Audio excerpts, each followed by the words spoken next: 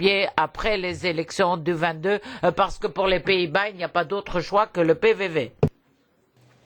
Merci Madame la Présidente. On aurait cru que nous avons traversé le pire de la crise économique en Europe et on s'en serait félicité. Et au moment même où nous semblons apercevoir de la lumière au bout de ce tunnel, nous apercevons aussi que notre démocratie est loin d'être assurée et sauve partout, en tous les endroits et au bénéfice de tous. Et c'est pour ça que le renforcement de l'espace européen de la justice, de la liberté et du droit est une urgence et une nécessité clairement acquise pour ce Parlement. Il s'agit surtout de faire en sorte que les plus faibles de nos sociétés ne soient pas pénalisés par des accès de repli sur soi qui sont manifestés non seulement par certains populistes dans cette maison, mais qui font également rage dans les campagnes électorales qui se dessinent. Les demandeurs d'asile, les migrants, souvent involontaires, sont des catégories de personnes qui ont besoin de notre protection continue.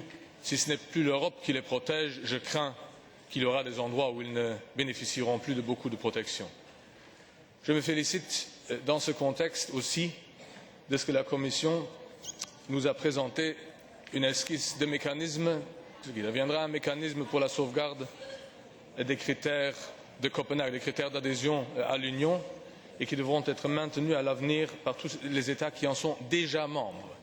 Il ne se peut pas que des programmes électoraux se transforment en principes constitutionnels par endroits. Et finalement, à l'adresse du Conseil, Madame la Présidente, je tiens encore à conclure sur la note de dire adopter des orientations stratégiques quand il n'y aura plus de Parlement ne témoigne pas d'une stature institutionnelle particulièrement digne. Monsieur Engel, la parole est à Madame Gönc pour une minute. Köszönöm. Szabadabb-e, biztonságosabb-e, demokratikusabb-e a 28-ak Európája, mint 4 évvel ezelőtt? Merci. Nous devons nous demander si l'Union à 28 est plus libre, plus démocratique.